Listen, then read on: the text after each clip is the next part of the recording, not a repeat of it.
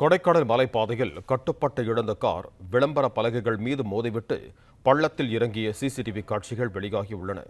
இது தொடர்பான கூடுதல் விவரங்களோடு இணைகிறார் எமது செய்தியாளர் அரவிந்த். வணக்கம் அரவிந்த், உங்களிடம் இருக்கும் தகவல்களை சொல்லுங்க.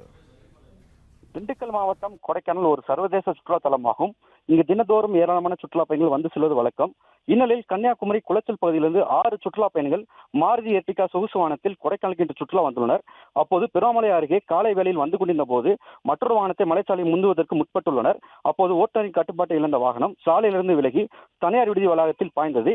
இதில் அங்கிருந்த விளம்பர பலகை அமைக்கப்பட்டுள்ள கம்பி மற்றும் தடுப்புச்சுவர் மீது மோதி வாகனம் விபத்துக்குள்ளானது. மேலும் வாகனம் ஆபத்தான முறையில் கவிழும்படி அந்தரத்தில் தொங்கிய நிலையில் வாகனத்தில் இருந்த சுற்றுலா பயணிகளை இந்த சாலையில் பயணித்த மற்ற வாகன ஓட்டுநர்கள் பொதுமக்கள் ஒன்றாக இணைந்து அவர்களை வாகனத்திலிருந்து பத்திரமாக மீட்டனர்.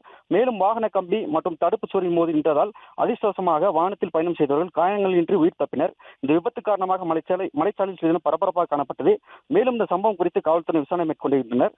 வாகனம் சாலையிலிருந்து விலகி வேகமாக தனியார் விடுதி வளாகத்தில் பாயும் பதைப்பதைக்கும் சிசி காட்சிகள் தற்போது வெளியாகி பெரும் அதிர்ச்சியை ஏற்படுத்தியுள்ளது. நன்றி அரவிந்த், உங்கள் தகவல்களுக்கு. பிளே ஸ்டோர் மற்றும் ஆப் ஸ்டோரில் இருந்து பாலிமர் செயலியை QR கோடு மூலம் பதிவிறக்கம் செய்யுங்கள். செய்திகளை உடனுக்குடன் பெறுங்கள்.